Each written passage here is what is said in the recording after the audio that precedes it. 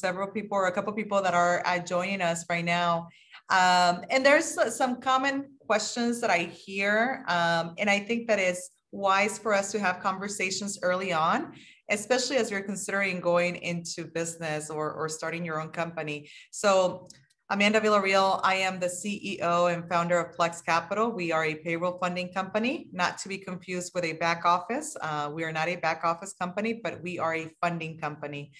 For more details on that, please feel free to reach out to me at Plex Capital. All my contact information is accessible through the NOSA group, or you can just private message me. But today, so 2 weeks ago, Shamika, if you recall, we talked a little bit about changing the mindset from being an employee to being an employer to actually an entrepreneur. And we talked about some basic things that many people overlook as they're making that transition. And so today we're actually going to talk about some of the main things, actually 9 different bullet points that I selected that I think are critical to consider as you decide to go into business. So now we're going to talk about how to actually start your business. So you made the decision to start your business, but where do you start? It's so overwhelming. It's something that is just, it's a unique experience, but it's a little scary as well. So some of the points that we will cover, maybe you have already heard about, but we're going to put them in a way that are so organized. Feel free to take notes, or if you want me to send you specific notes on the presentation today, also let me know, reach out to me, and I'll be more than happy to do that. But the first thing is refining your idea. What is it that you're going to be selling? And in this case, I think everyone is looking at selling the same thing, which is the staffing in healthcare. And so, you know, once you refine what you're selling, now you gotta identify who you're selling it to. Is there a market for your services? How are you going to make it so unique? And why are you doing it? Is it something personal, you just enjoy doing it? Or is it truly something that you're going to be bringing a solution to the industry? So identify really why it is that you're doing what you're doing. Is it a hobby just because you like helping people? Is it truly a business? In this case, we're going to be talking a little bit more about staffing because, you know, due to the group, it is full of staffing agencies and future staffing agency entrepreneurs. But redefine or refine your idea specifically as far as what will you be addressing. So the point is, you have a staffing agency, you're starting your staffing agency, my apologies. And how are you going to differentiate your staffing agency from the competitor? So truly identify, and we're going to get in 2 weeks, we'll be covering more about marketing and how to brand yourself and identify your unique selling proposition. But it really starts with that idea. Am I going to be the number 100 staffing agency that I call this facility offering my services? There has to be something unique that will make you different in solving the issue they have. So Shamika, I'm going to put you on the spot right now, and I'm going to ask you, what are some of the things that you believe made your agency so different when you were starting out? How did you identify that unique selling proposition or that idea of what you were selling so you could differentiate yourself from other staffing agencies? I would say one of the things that we did was we primarily worked in long-term care. So that was kind of our niche area. And we also only worked in New Mexico. So we didn't try to staff the whole West Coast or the West Coast region. We did offer some perks that are specific to certain areas where people could get same day pay. And this was, 4 years ago? So even though it's something that's more common now, it really wasn't like an industry standard. And we also sold on the fact that we were nurses who understood travel. You know, we understood travel, we understood that industry. You know, we had worked in some of the facilities where we ended up getting contracts. So we really had built the relationship. I try to encourage nurses to really bank on the piece of saying that you're a nurse so that when you're talking to potential clients, you can really touch on, you understand ratios and staffing and different roles and responsibilities. Like for some of the long-term care centers in New Mexico, which is different than on the different parts of the East Coast or the US, they have like a med tech role. you know, where certified nursing assistants can go on and get additional education and pass meds at a long-term care facility.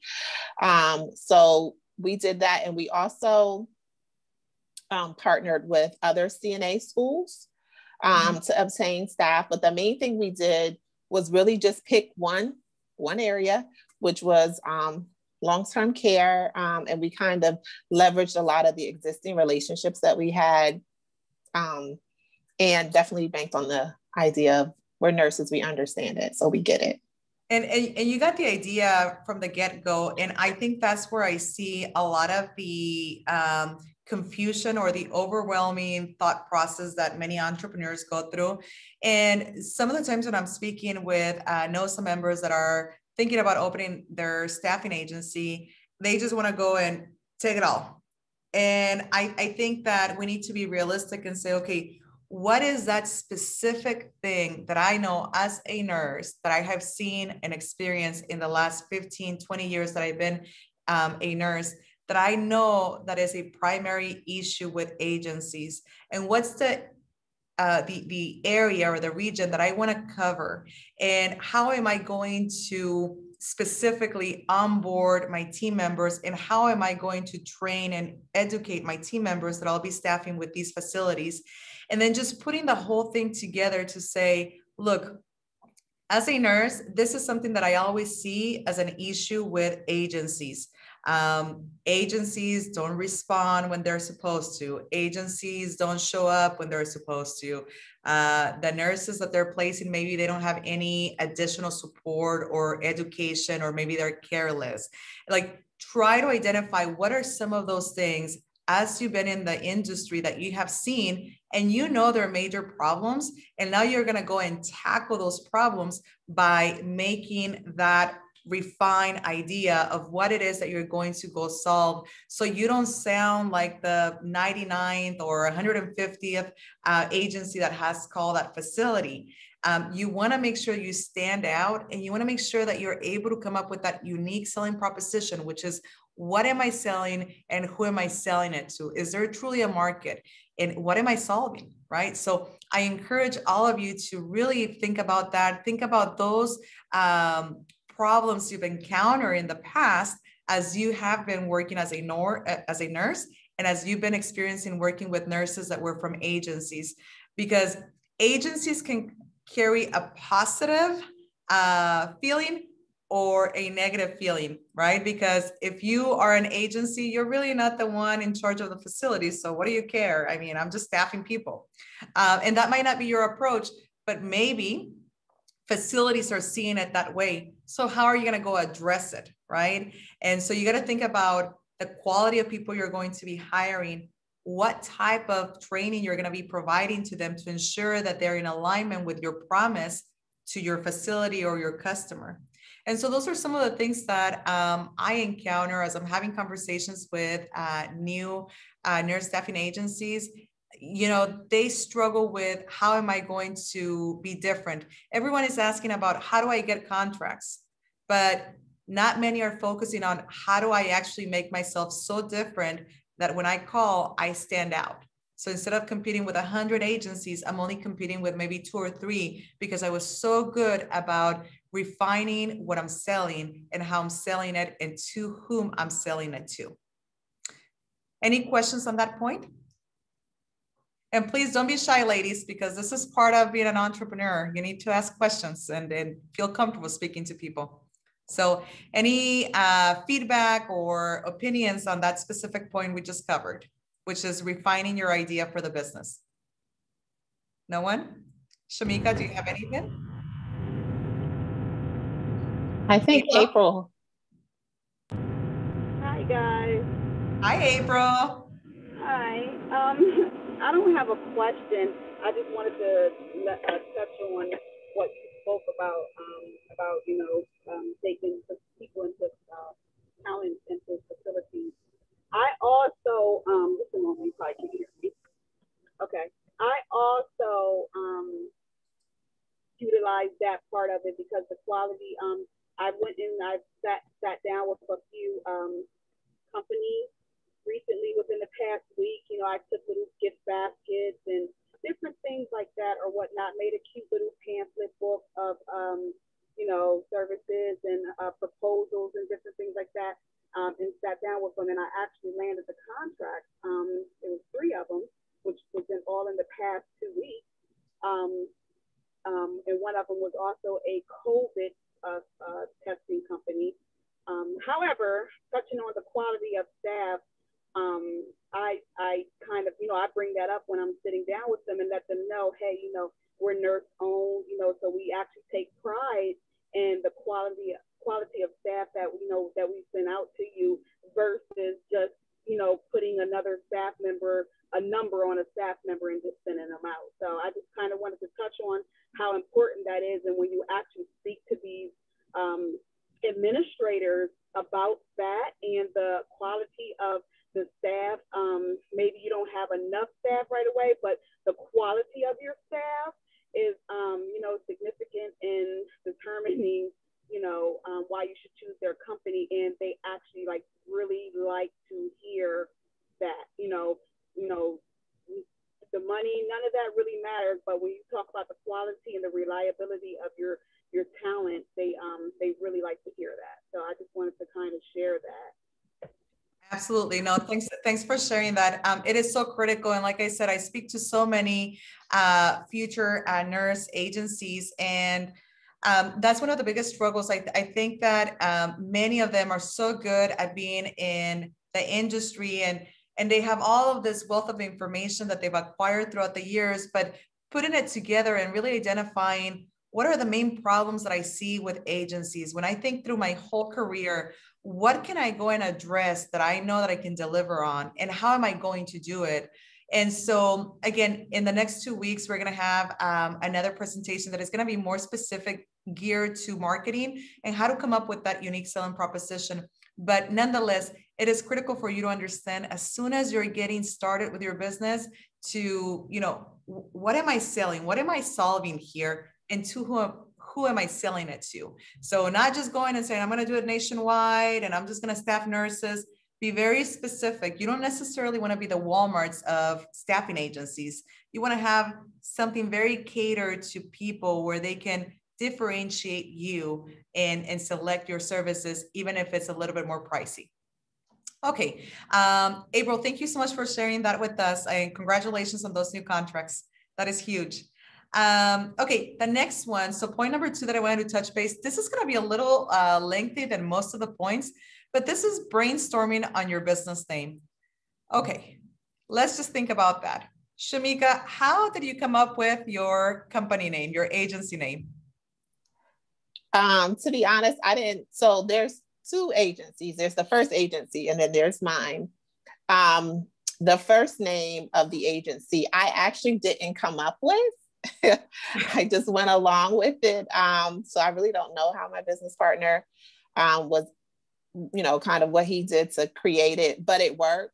And one of the things too that I think some of the nurses have had hiccups with is part of the name is healthcare associates versus staffing agency. Or I see Destin's got her little thing where it says medical staffing agency, which looks really nice. But some of the challenges with that is then you might hold yourself to just doing staffing in the medical field. And realistically, when you staff as an agency owner, you can staff anything. And one of the nurses mentioned in our accountability group today about, hey, things are slowing down. COVID's really impacting my area. So, facilities aren't hiring as much or aren't staffing as much. What can I do? And I told her, I said, staffing is staffing. You can staff whomever, so I will say in creating the NOSA group, part of the name was that I didn't want to box myself in from the name into any one specific category, but I did want to incorporate that it was nurse owned, which I felt like gives an opportunity to have a conversation with someone like, well, what is the NOSA group? Well, it's a nurse owned staffing agency. We do this, we do that. So, and it also allows me to do some of the other things that I do with the group outside of the group. And It's sweet and simple. So it's a term which I'm excited about because it took me a while to come up with it, but it's really a term that you can easily say. It's not something that you can be like, oh, I'm not sure, you know, like the gnosis. Yeah. So I'm excited to hear people use it in conversations, use it within the group on other social media platforms. We have some SOSAs, where we have some sonographers, we have some ICOSAs, which I recently saw, independent contractors. So, you know, it's kind of gotten its own little thing, wave or what have you. And it's something that I had to sit with a little bit, but I think can become something more as the business becomes something more. Absolutely. So you covered on some of the points that I had here. And like I said, we're going to spend quite a bit on this specific section, but make it relevant to what it is that you're selling, right? So make sure that it's in alignment with your services, yet broad enough. Do not forget that the name of your business will define you. And that is something you just can't get away, because then to rebrand your business, it takes a lot. So just make sure that it is something that defines your brand and who you are. A good company name is short and sweet and memorable, like the NOSA, right? Who doesn't know the NOSA? NOSA, we talk about it all the time. It's sweet, it's short, it's memorable, it's intriguing as well, because now you want to know, okay, well, what is it? Tell me more. And so it opens up an opportunity for conversations. A good name will also instill trust. So if you look at the NOSA group, even the colors that are being used, they instill trust. Like, think about that. And we have seen it in healthcare, where it's more of like the softer colors, like the pink, like Destin's a choice, or like the blue, or like the soft green. So think about all of that, because it does have to be in alignment with the industry you're in or the services you're providing. A little story about Plex Capital. If any of you have heard of plexiglass, which it became very popular during the pandemic, when we first started, we didn't want to sound like any other finance company. You have seen some of the other finance companies that once in a while will be dropped in the NOSA group, and they're completely different from who we are. When we came up with the company name, we also went through the whole process of just really evaluating what was it that we wanted to instill in our future customers, and also as a brand. And the biggest thing is, when you're dealing with a commercial institution, it's so boring. You don't know what to expect. There's never clear communication. You're always, chasing information as far as how much did I actually pay, all of that stuff. And so we wanted to instill and create a brand with transparency. And so as we were selecting the company name, we thought about the plexiglass, right? And we're like, okay, plexiglass is durable, it's transparent, it's flexible, because it's not really glass, so it's flexible. And so we went in and said, okay, we still want to make sure that people understand we're a commercial company, right? We are a lending company, so we added capital to it. So Plex Capital. It's easy to remember. It's a friendly name. Generally is speaking, it's broad enough where we're not just targeting NOSA members or construction companies or commercial cleaning companies. It's so broad that it allows our company to really target any business to business company that needs finance.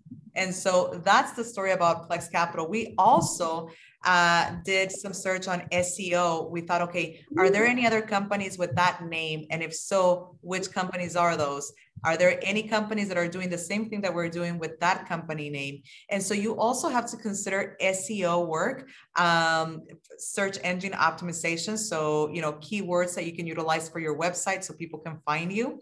That is also something that you got to do in order to ensure that you are separating yourself and you're doing everything that it comes along with building that brand. The last thing you want to do is select a company name that other competitor has. That's the worst thing, right? Like even if it's a really good competitor, you do not want to do that, because they might end up paying a lot more for SEO work, and it's just going to push you down to like the third or fourth page of Google pages.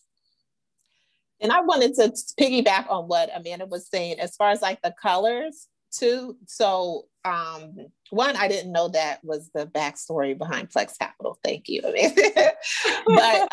the importance of the colors, there is a website. I'm going to see if I can find it while we're on the chat that talks about that. So like my colors, Plex Capital's colors, and pretty much every business a lot of times are intentional about why they're picking the colors and what that communicates.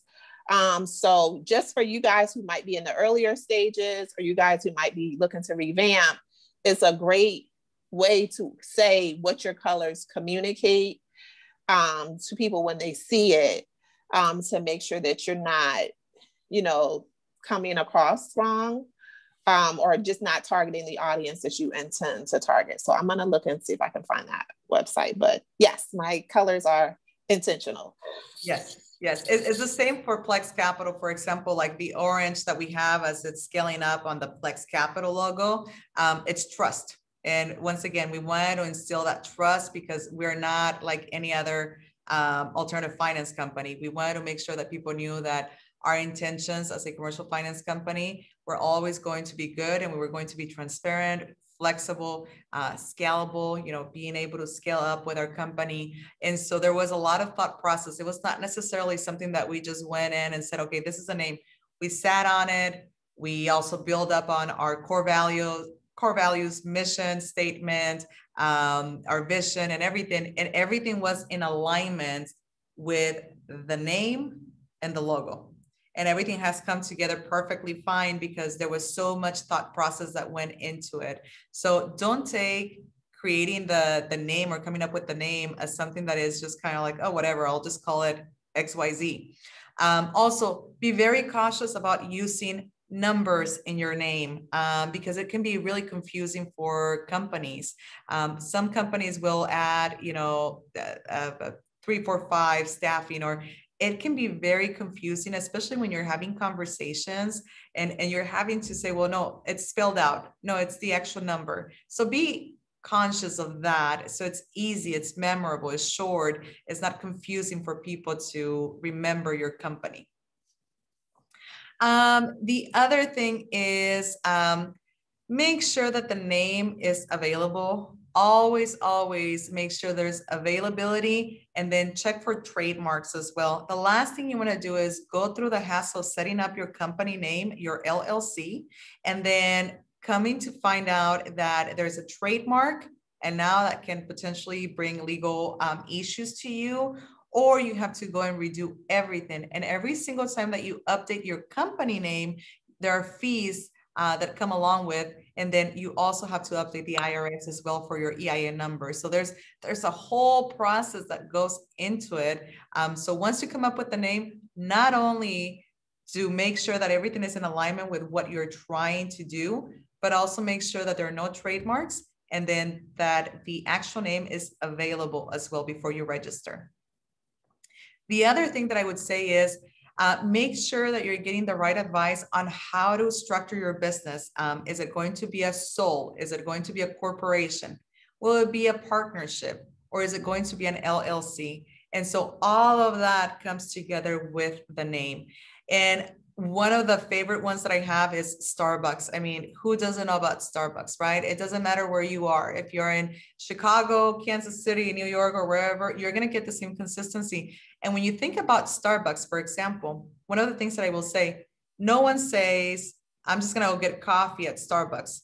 Starbucks is selling the whole experience of different beverages, and somehow their marketing is so strong that we're crazy enough to go pay $4 for a cup of coffee when you can get it for 50 cents at McDonald's, right? And it's just like, think about marketing. If you want to study great marketing, just look at Starbucks. Look at some of the most memorable and successful brands, Nike. Don't oversimplify it. None of them have overcomplicate things.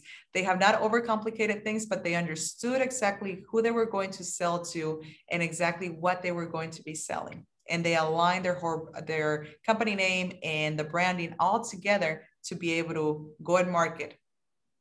Okay. Questions so far on this point? And I'm going to try to speed up because we spent a lot of time on this one, but any comments or feedback or anything on this one? No? Okay. All right. The next one is writing a business plan. So carefully think through all the aspects of starting a business. And if I start speaking a little bit faster, please forgive me. I want to make sure that we cover everything that we have as much as I can. But writing your business plan, it is so critical if you go through this exercise, because it's going to bring up so many things that you need to be aware of. Like I said earlier, starting your business, it's so exciting. Like, to me, I can't explain really what I've gained from opening Plex Capital and going through the whole journey and the entire experience. So it is an exciting thing to do, but it's also so overwhelming, especially if you can't put it on paper and really create your checklist of everything that you need to do. So putting a business plan will help you understand your target market, their needs, their preferences, behavior, as well as the industry and the competition. So do take the time, even if it's a simple business plan, even if you just download a template from Google or anywhere, right? Go through it. It's such a great exercise. Do not underestimate the value that you're going to get out of doing the business plan, even if it's just for you. It's something that you're going to take a look at and say, okay, this is kind of my map of everything that I need to do. Do a competitive analysis just to better understand the opportunities and the limitations that you're going to have. So once again, if you say, Amanda, I want to go and do long-term, go in and understand exactly what are some of those opportunities. Where is the biggest need? For example, Phoenix. We know that a lot of retired people move to Phoenix or Florida, right? So think about those facilities. Think about where people are going to go and retire and say, okay, I'm going to start working the relationships in Florida or Phoenix, or where people mostly retire, because now you've honed it down to servicing facilities for, retired people. And so understand exactly where is your target market, and then go and study everything that comes with it. With a typical business plan, you're going to have about 9 different things, and I will just go over the list. It's going to consist of the executive summary, a company description, the products and services. In this case, your services will be staffing, but in which area? Is it long-term? Is it not? Your marketing plan. The marketing plan is huge. And once again, in 2 weeks, we're going to be covering more about the marketing plan and how you can come up with one. Your operational plan, management and organization. Who else is going to be involved in the management of in managing your company? The startup expenses and the funding, which is critical, which many people don't think about that. Many people think is, okay, I'm just going to go and file my LLC, and it might be, $300 depending on the state that you're in. Your financial plan, and basically anything miscellaneous that might fall under your industry that you need to address. That is a really good business plan. Don't overcomplicate it. Go to SCORE.org, go to the Small Business Administration. They all have templates that you can download absolutely for free without you having to put in your information or anything. And it's easy information that you can follow through, and it's not overly complicated. And speaking of additional support, do reach out to your local SCORE.org. Basically, this is where they give you free mentorship, and they can help you with your business to get your business started. That is for free. I personally have a relationship with the president of SCORE KC, Kansas City, here in Kansas City. And it's one of the best organizations that are out there, and it's just completely free.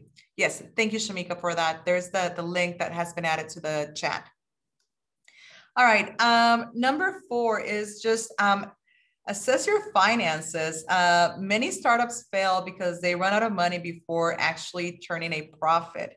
And if I recall correctly, Shamika, I know that we've talked about this in the past, and is one of those things where people underestimate everything that goes into starting the business. But additionally, making that transition to say, okay, am I self-sufficient myself to basically cover my personal expenses while I actually start making a profit? So I'm not going to get paid for the next year, for example.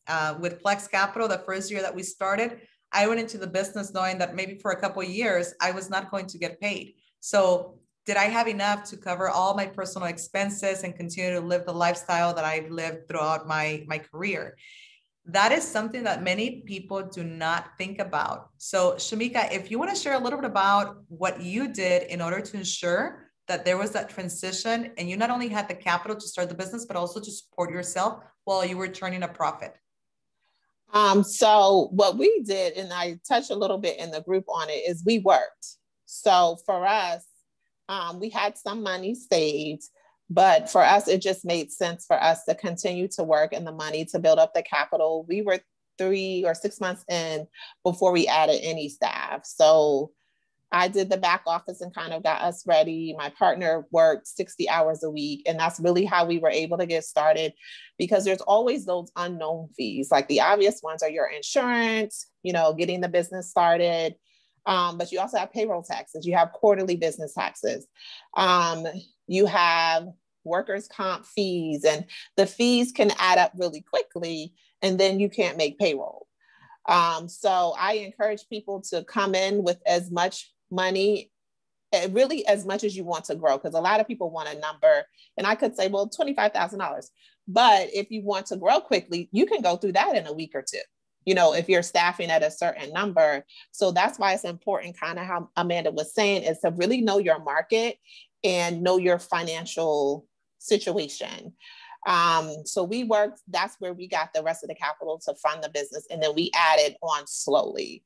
And I think some NOSAs, and ourselves included, kind of get overly underwhelmed by the industry, in that we see all these opportunities and we think at the end, everything's going to kind of add up and checks and balances are going to kind of equal out. Now, that is not quite true, because there are times where clients pay late, 45, 60 days, 90 days. So that'll throw off any great hopes of, I'm going to get this $100,000 check if it comes 90 days later. So what did you do in the meantime? So that's what we did. And then we grew slowly. So we only did the state of New Mexico initially, and we really did grow slowly because of that financial piece. I mean, there's companies like Plex Capital and different companies like that kind of help you kind of build that bridge.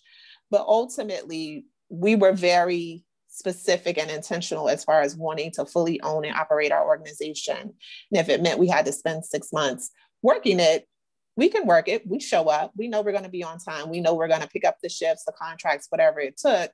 So it was never like a question, which I think now that we're entering summer, some NOSAs are having, like, staff is kind of running after all the COVID contracts. I can't find staff, but you invest in yourself. Like, that's just kind of my take on a lot of that, is I know that I'm going to show up.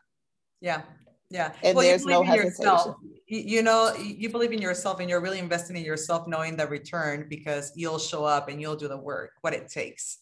But yeah, I would say that many entrepreneurs, and this is not just NOSA members, many entrepreneurs, they underestimate the importance of assessing their finances and really understanding, okay, what is the cost of starting the business? Think about your LLC. Think about the legal support that you're going to need to hire from the get-go. Think about the branding, the logo, marketing, etc. Everything that you need to put in place, all the vendors that you need to hire to come together in order to, launch your business.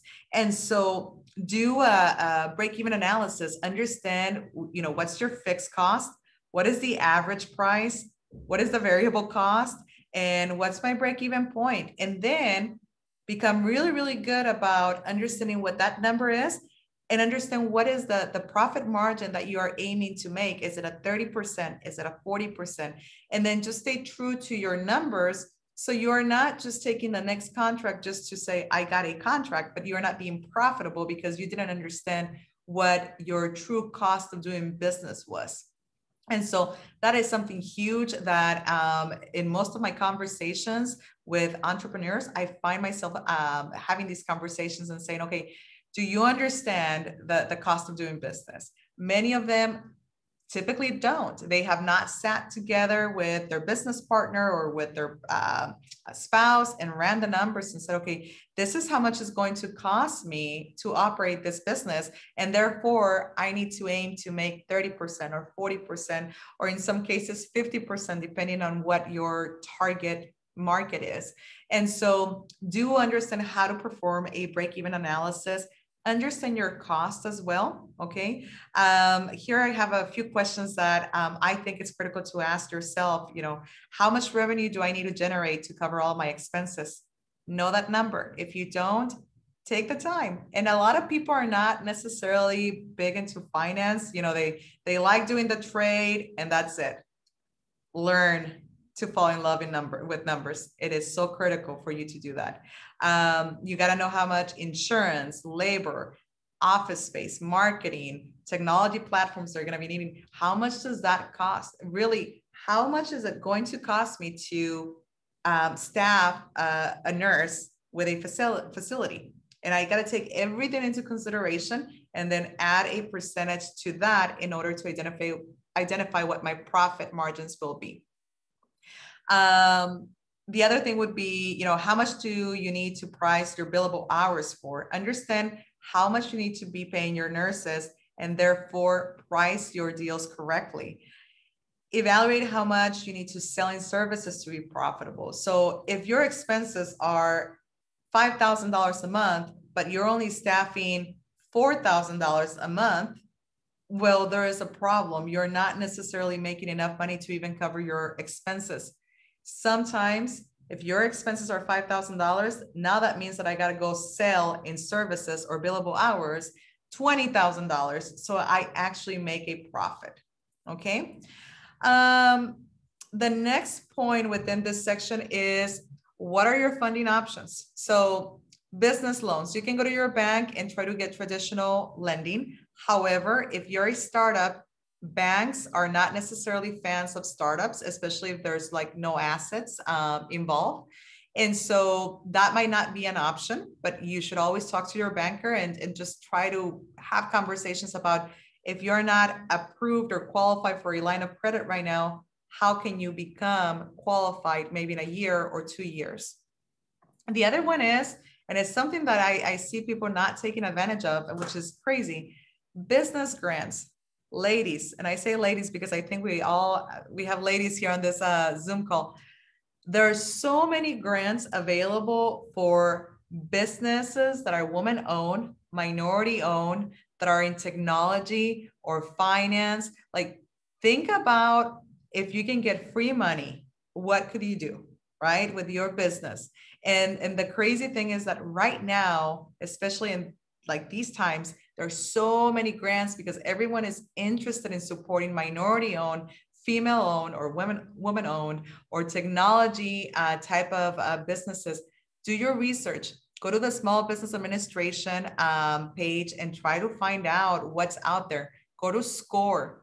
Go to your local chambers. Your local chambers will always have connections with specific organizations that are giving grants. Okay. Plex Capital does never qualify for anything because we're a finance company, but the type of businesses you're in, you should be able to qualify, but you just got to have the patience to go and look and apply and do your research. Do not assume that you're on your own. Shamika, anything you want to add to that? Well, I was just going to totally agree because there's so many opportunities, like in the state of Delaware, the state, not even the region, has offered so many grants, so many different types of programs. And you also have to think about it like this as well. So the federal government gave out some money. Some of it was PPP loan, some of it was EIDL loan and other monies. So the states want to spend the money. So they're putting together all types of programs, especially for small businesses, to support in their communities. And all you really have to do is take out the time to complete the application. Yeah. And I would encourage people too, because I'm doing this as well, even if you don't qualify based on what it says, complete the application anyway.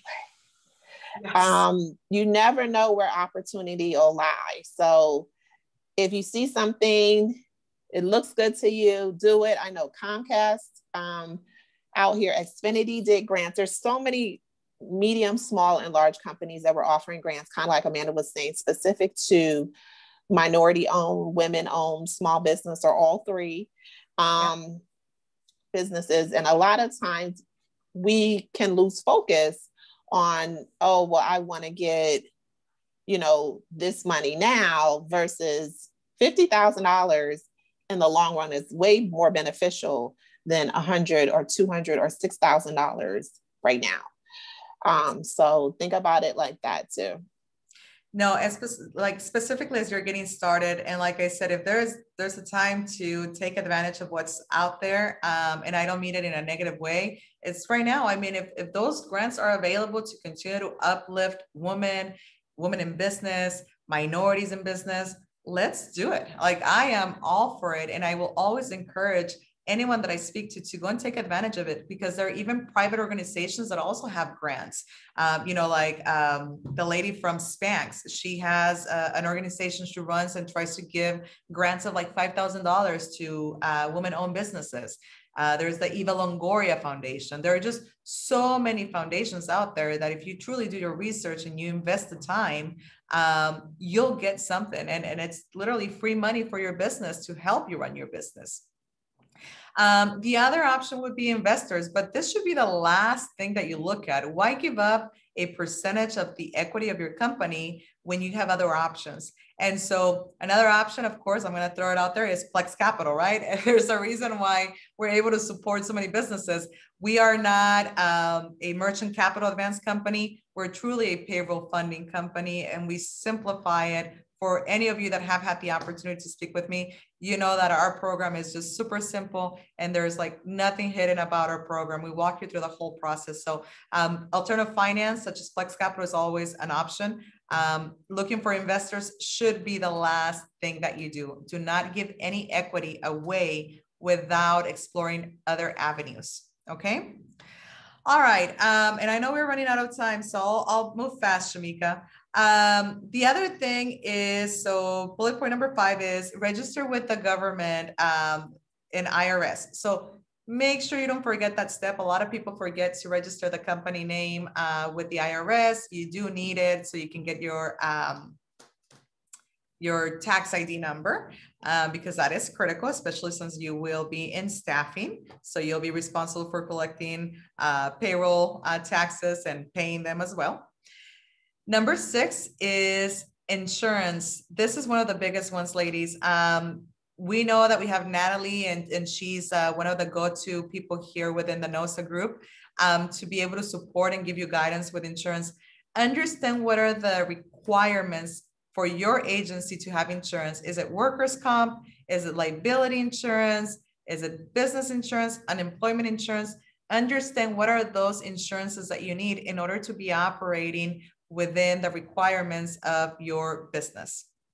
And then number 7 is building your vendor team and support system. A lot of people think about hiring people right away, even before they turn a profit. What I would say is surround yourself with contractors or vendors. So for example, hire a really good CPA, hire a really good bookkeeper, hire someone that can do marketing for your company. So you don't necessarily have to do it in-house. Just make sure that you're not trying to do a little bit of everything and you're not an expert on anything.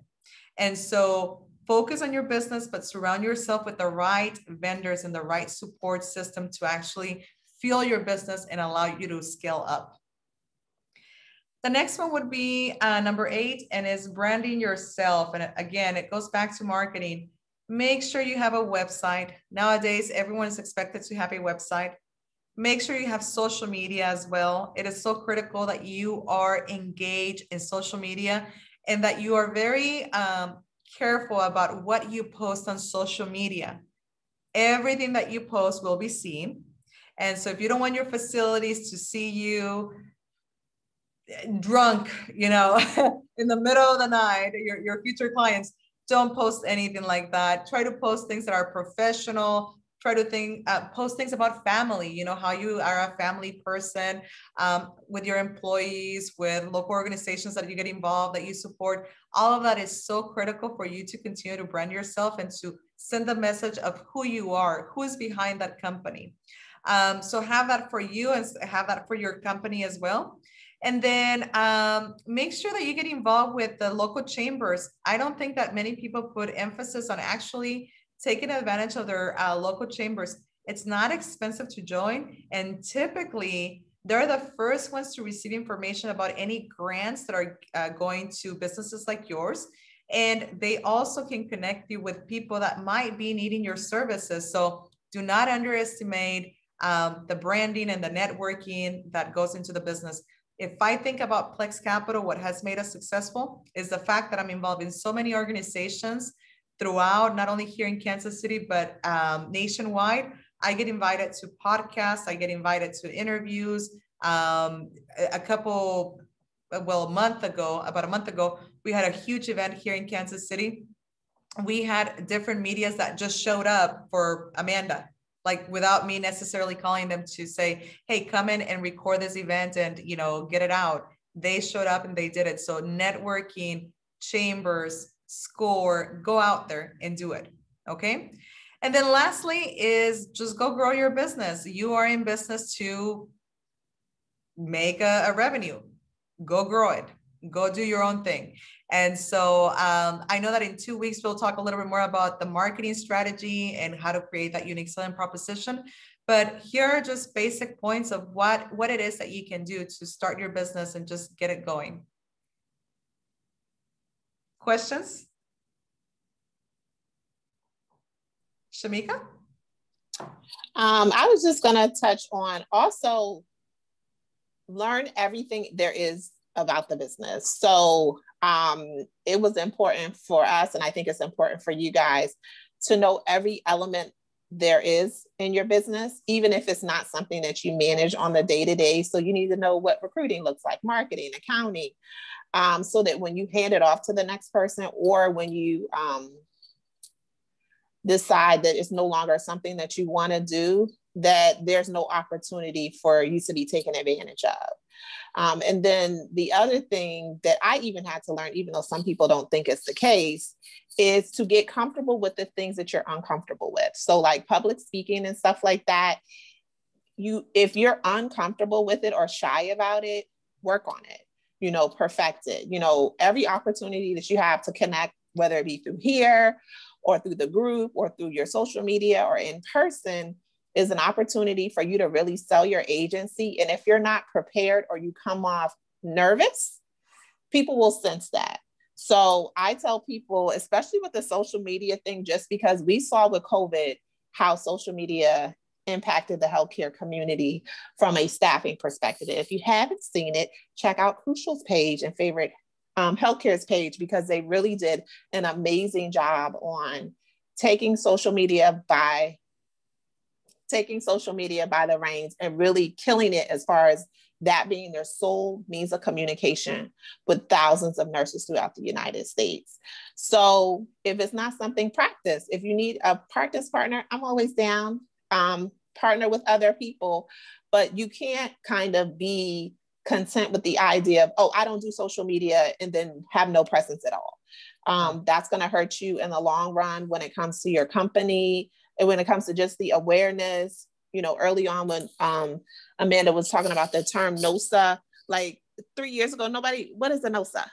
Now it's something that's used more commonly amongst ourselves and outside of the group. So in order to do that, I had to be proactive and intentional about having a social media presence beyond the group. Like some of you guys catch me in the group, some people catch me on YouTube, some people catch me on Instagram, some catch me on TikTok.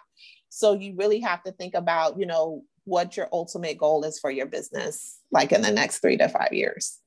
Yeah. So, thanks, Absolutely. Amanda.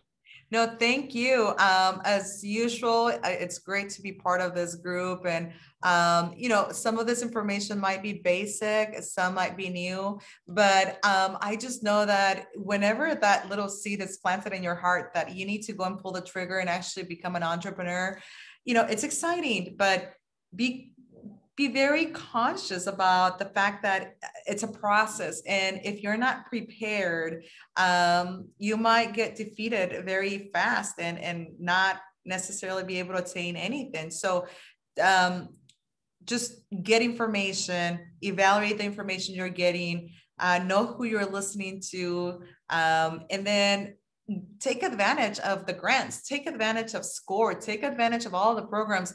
There are so many programs that are out there that can help you. I will tell you that with my clients, we do whatever we can to assist them and guide them throughout the process.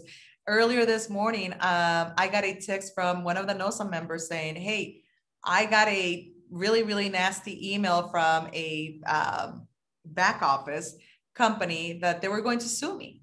And, you know, it's just, is one of those things where like she was terrified, but you know, we're not necessarily a legal counsel here, but we know business, right? And we've experienced a little bit of everything. And what I can tell you is that we basically took it on and basically call that company and said, okay, what's going on, you know, in a professional way. And that matter has been resolved now.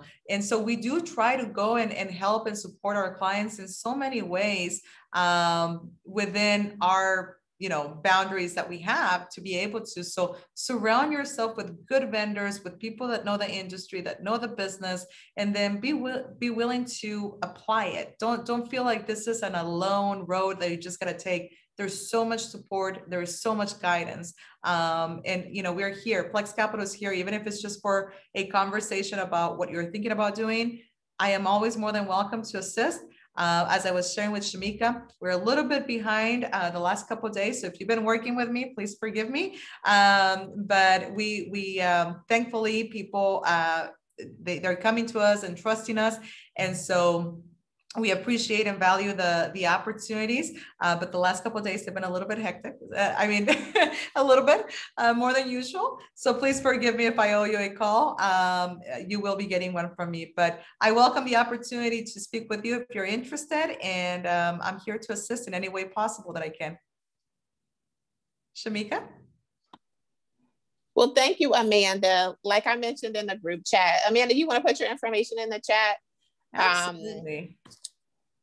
It'll be saved onto the group. So this video will be saved onto the group. And then we also have another final session the week after next. So the Tuesday after next about marketing, which is a hot topic within the group always. So definitely if you have time in between that and you're working on your business plan, or you want to get more information about things that you need to do on your business plan, you know, definitely reach out or really work on those things that Amanda touched on during the session today. So other than that, that's all I got.